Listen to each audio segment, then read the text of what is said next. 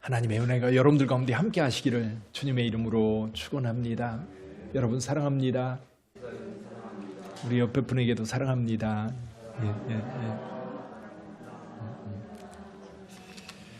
참 좋은 계절입니다.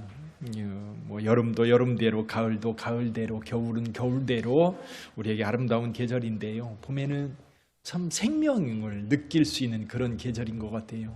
여기저기 아름답게 핀 꽃도 그렇고요.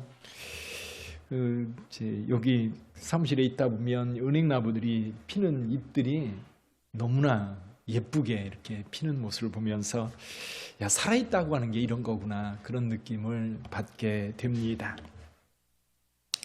오늘 말씀을 준비하다 보니까 영화 하나가 생각이 났어요. 어떤 영화냐면 국제시장이라고 하는 영화입니다. 그 마지막 장면이 이런 장면이지요. 온 가족들이 모여가지고 어린아이들 노래 부르고 박수치고 즐거워하는데, 덕수는 이제 완전히 늙어서 이제 거기에서 같이 있지 못하고 옆방으로 옮겨집니다. 그리고 앉아가지고 아버지 사진을 물끄러미 바라보면서 이렇게 혼잣말로 되뇌입니다. 아버지의 약속 잘 지켰지요. 막순이도 찾았고요. 그렇게 얘기를 하는데 자, 아버지의 약속이 뭐였지요? 아버지의 약속. 흥남부두에서 이제 그 피난민들이 그 아우성인 상황에서 이 막내 막순이를 놓칩니다. 다른 가족들은 다 배에 올라탔는데 막내가 없는 거예요. 그래서 아버지가 그 막내를 찾아서 가겠다고 하면서 이 덕수에게 아버지가 이렇게 말합니다.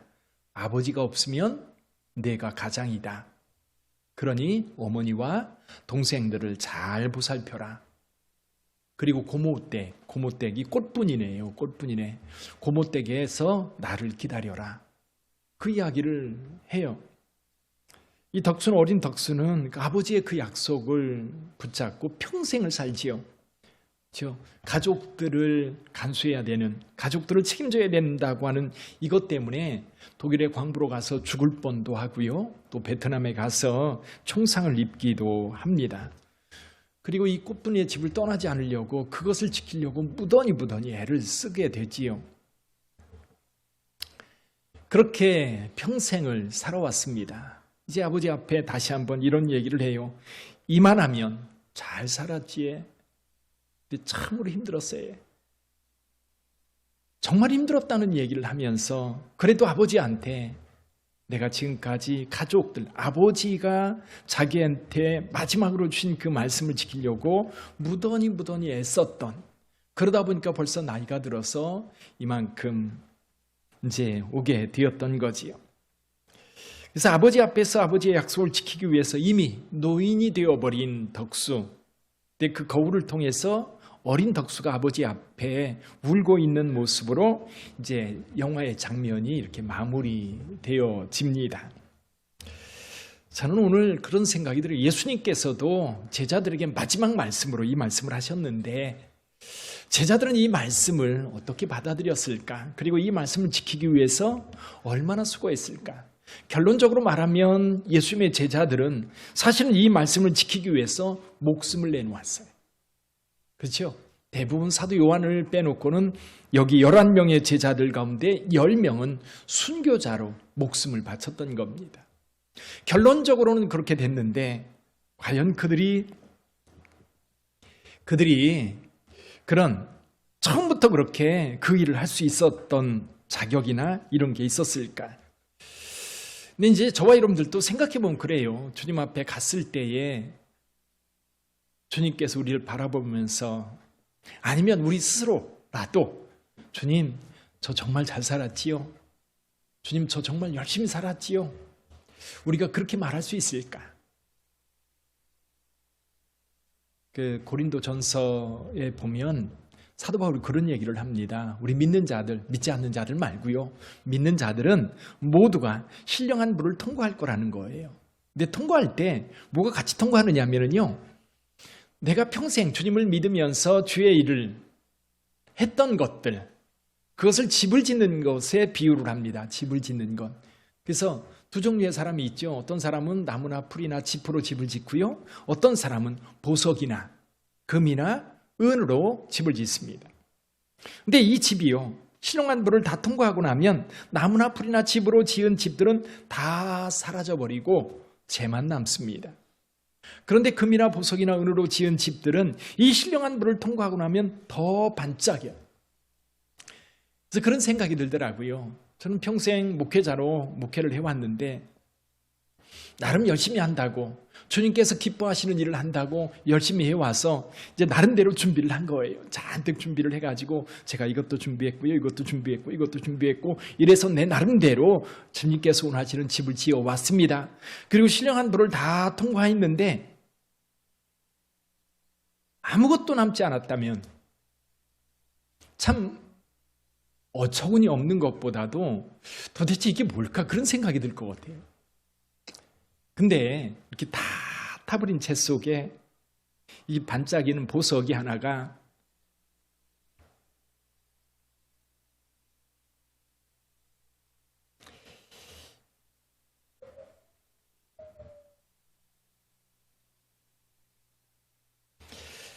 남아있어서 그것이 내 눈에 띄었을 때, 그걸 들고 주님 앞에 섰을 때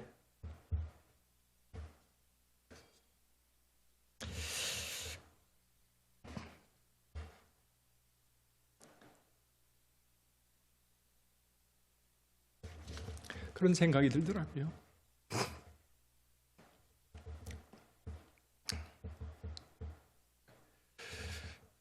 그래도 내놓을 만한 게 하나라도 그렇게 있다면 정말 좋겠다.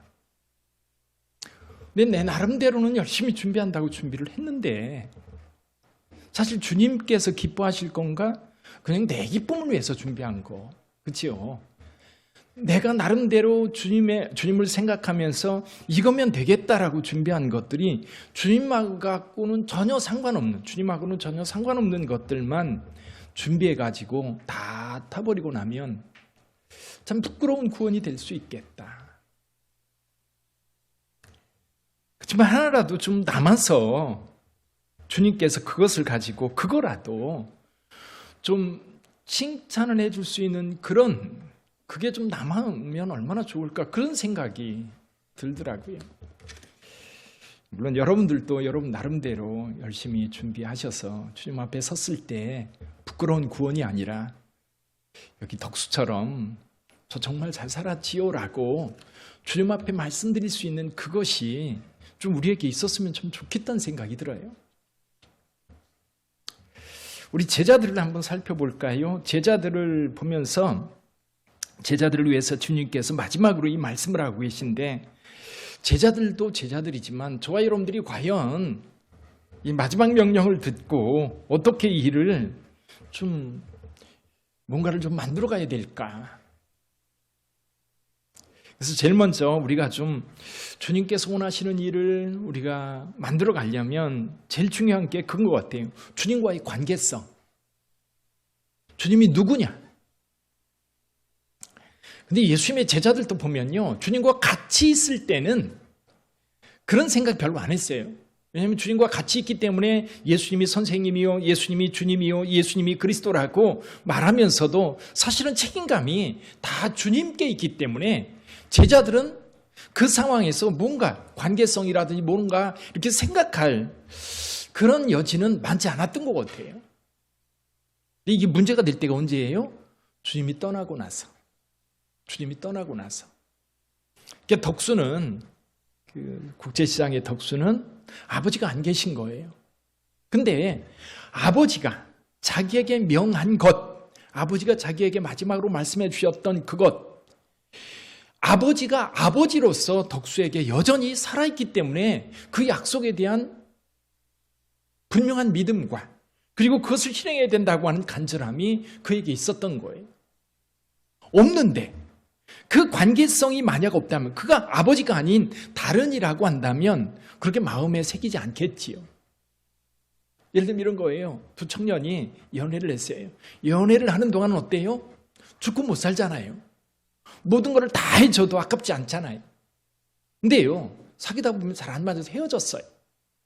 헤어지고 나면 헤어진 그 애인이 내 삶에 영향을 주나요? 물론 마음이 조금 살아있어서 영향을 줄 수도 있겠지만 내 삶에 절대적인 영향을 주지 않아요. 떨어지고 나면 끝나는 거예요. 그런데 아버지는 아니에요. 아버지가 죽어서 안 계셔도, 아버지가 여기 없어도 아버지와 아들과의 관계는 끊어질 수 있는 관계가 아닌 거예요. 제자들도 마찬가지였어요. 예수님이 주님이라고 한다면, 예수님이 하나님의 아들이라고 한다면 예수님이 그들과 함께하지 않아도 제자들은 그 관계성 가운데에서 살아가는 겁니다. 더군다나 예수께서 지금 어떻게 말씀하고 계세요? 하늘과 땅의 모든 권세를 내게 주셨으니. 이제 예수님은 단순히 육신적으로 제자들과 함께 있던 그런 분이 아니에요. 이제 부활하신 이후에, 죽음에서 부활하신 이후에 예수님은 이제는 육신으로 계실 때 예수님하고는 다른 예수예요. 하늘과 땅의 모든 권세를 가지고 계신 주님이세요. 그 주님이 명하고 있다는 거죠. 그러니까 오늘 저와 여러분들도 그래요. 예수님을 믿는다고 합니다. 분명히 예수님을 믿으시죠? 그래요. 예수님을 믿는 믿음을 가지고 있습니다. 근데 예수님이 여기 안 계셔요. 그러니까 우리가 예수님과의 나의 관계를 분명하게 설정해 놓고 그 관계 속에서 살지 않으면 우리는 예수님의 말씀 전혀 우리하고 상관없는 말씀이 되는 거예요.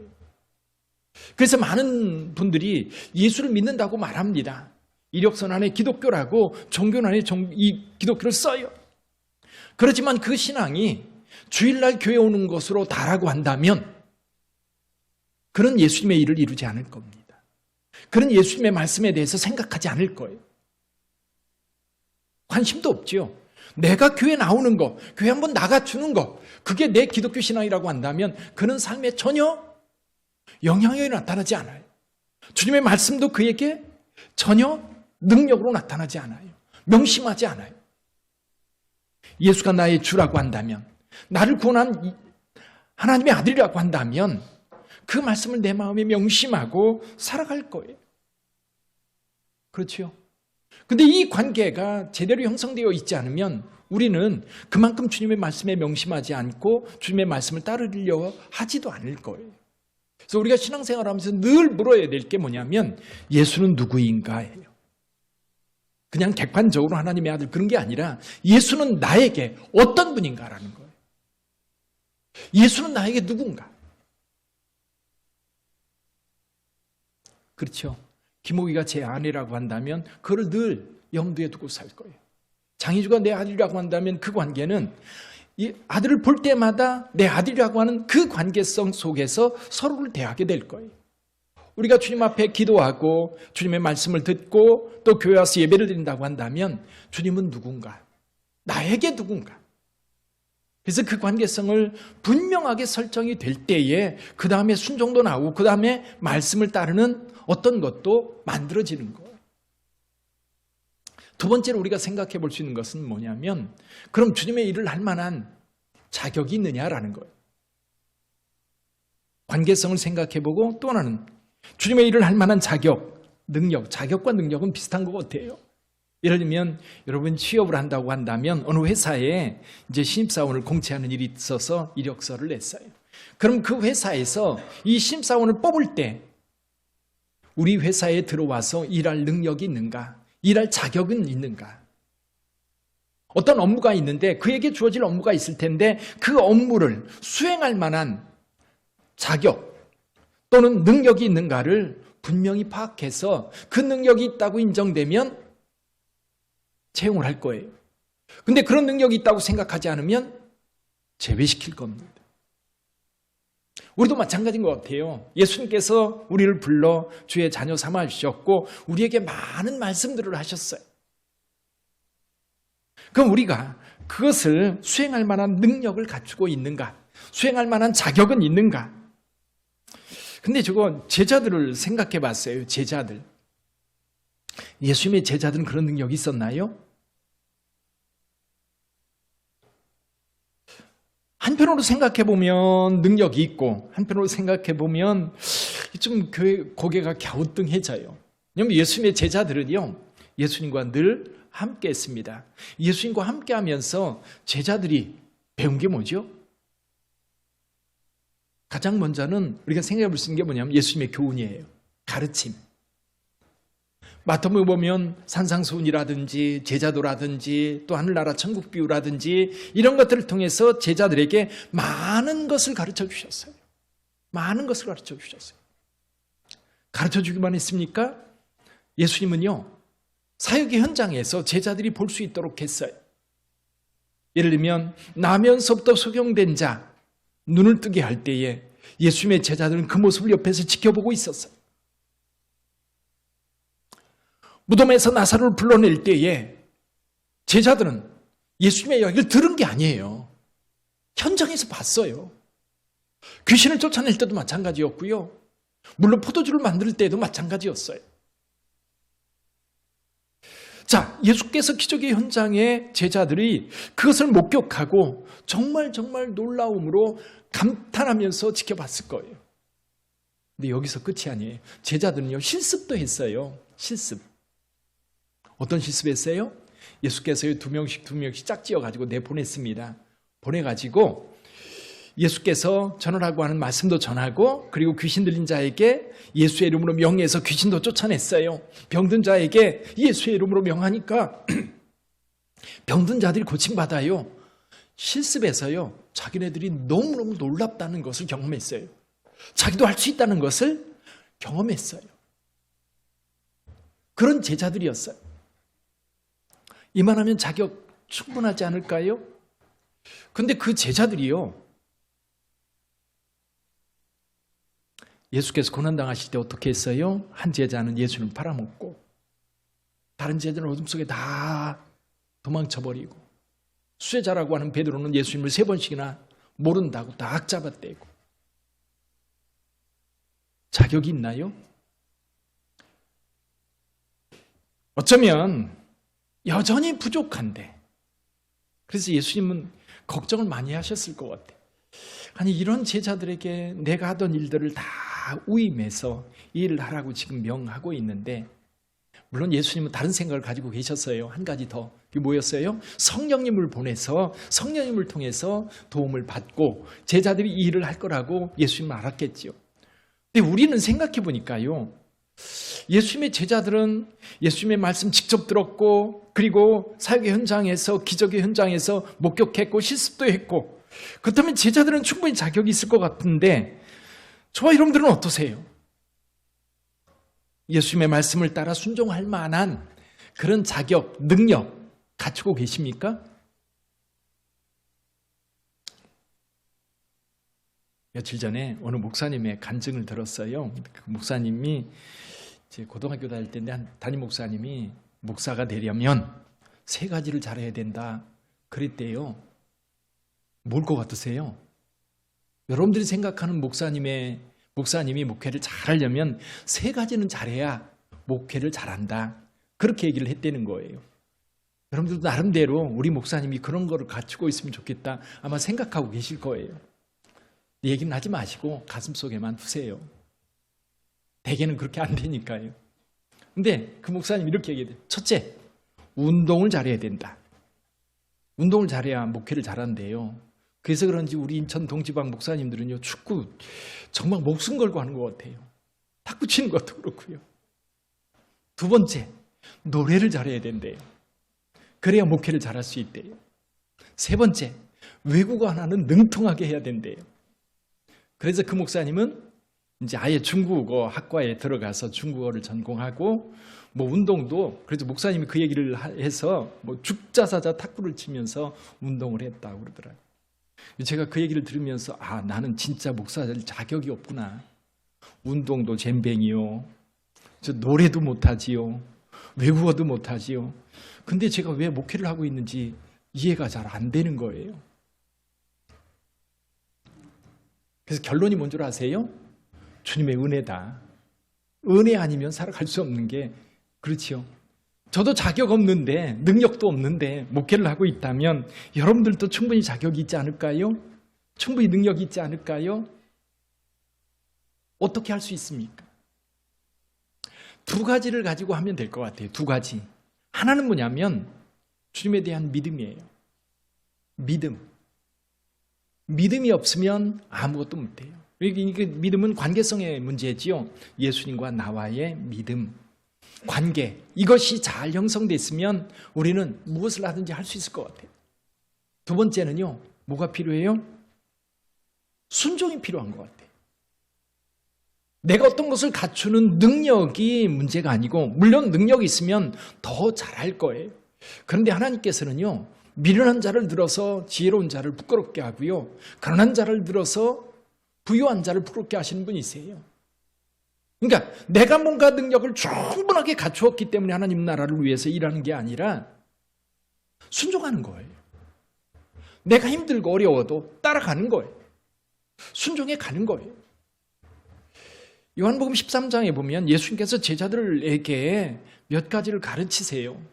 근데 예수님께서 요한복음 13장에서 제자들에게 가르치는 첫 번째가 뭐냐면 제자들의 발을 씻어주세요. 제자들의 발을 씻어주고 나서 결론적으로 뭐라고 말씀하시느냐면 너희가 서로 발을 씻어주는 게 옳으니라. 너희에게 이렇게 하라고 모범을 보여주셨다는 거예요. 예수님께서 제자들에게 밖에 나가서 너희는 이렇게 사역을 해야 되고 이렇게 해야 되고 그 얘기를 하지 않고 제자들의 발을 씻어주면서 서로 발을 씻어줘야 된다. 또 한 가지 뭐라고 말씀하셔요? 35절 36절에서 말씀합니다. 새 계명을 너희에게 주노니 서로 사랑해라. 그리하면 모든 사람이 너희가 내 제자인 줄 알리라. 그걸 생각해 보면 예수님도 제자들이 각자 개성도 있고 나름대로 하나 되지 못해서 싸우고 갈등할 것 같은 그런 생각이 있었던 것 같아요. 그래서 다시 한번 다짐하고 모범까지 보여주면서 이렇게 해야 된다고 말씀하셨어요. 우리가 성경에 보면 예수께서 우리에게 명하신 것들 굉장히 많아요. 서로 사랑하라고 하는 말씀도 있고요. 또 다른 사람들에게, 다른 유대인들이 예수님께 물어요. 어떻게 해야 우리가 하나님의 일을 합니까? 라고 물을 때는 뭐라고 말씀하셔요? 그가 보내신 자를 믿는 것이 하나님의 일이니라. 예수 믿는 것도 하나님의 일이고요. 서로 사랑하는 것도 하나님의 일이고, 그리고 세상에 나와서 제자를 삼는 것도 하나님의 일이고, 그리고 또 전도해서 영혼을 구원하는 것도 하나님의 일이고, 물론 하나님의 일은 굉장히 많아서 어떤 것인지 주님께서 그것을 통해서 이루시게 할 거예요. 한번 여러분 지금까지 쭉 살아오시면서 또 신앙생활을 해오면서 한번 주님 앞에 오늘 내가 지금까지 신앙생활을 해오면서 나에게 내어놓을 수 있는 것이 있다면 한 가지만 내놔봐라 라고 말씀하신다면 뭘 내보여 드리겠습니까? 잠깐 한번 생각해 보세요. 아까 얘기했던 것처럼 그 보석처럼 빛나는 어떤 한 가지라도 주님께서 기뻐하실 만한 것, 지금까지 쭉 신앙생활을 해오면서 그런 게 있으세요? 네, 아까도 말씀드렸던 것처럼 나는 나름대로 많이 준비했는데 다 불타버릴 것만 남았다면 참 속상할 것 같아요. 오늘 제가 말씀을 준비하면서 어제 그런 생각이 많이 들었습니다. 기도하면서도 우리 성도님들에게 이 설교를 하면서 성도님들에게 나가서 여기 가라고 말씀해요. 가서 모든 족속으로 제자를 삼아 아버지와 아들과 성령의 이름으로 세례를 베풀고 내가 너희에게 분부하여 가르친 모든 것을 지키게 하라고 말씀하십니다. 물론 이 말씀 마음에 명심하고 사셔야 될 것 같아요. 그런데요, 좀 이렇게 생각하고 갔으면 좋겠어요. 마지막 날 주님 앞에 섰을 때 내가 주님 앞에 기꺼이 내어놓을 수 있는 것, 그거 하나는 좀 준비해야 될 것 같아요. 아멘. 좀 지금까지 어떻게 살아오셨든지 아니면 지금까지 살아오면서 그런 게 있다면 여러분 참 행복한 분일 것 같고요. 앞으로 우리가 주님 앞에 서야 될 때가 누구나 올 텐데 그때 정말 그 마리아가 향유 옥합을 깨뜨려서 주님 앞에 주님 머리에 부었던 것처럼 내가 정말 소중한 그것을 주님 앞에 기쁨으로 드릴 수 있는 그 어떤 것 많이 준비하지 마시고요. 하나만 좀 준비해 보세요. 아멘. 10개 준비하려고 하다 보면 아무것도 못할 것 같고요. 그냥 하나만 좀 준비해 보자. 그래서 주님이 진짜 기뻐할 만한 그것을 주님 앞에 기쁨으로 내어놓을 수 있는 그것. 그게 뭔지는 잘 모르겠어요. 다 각자 다를 거예요.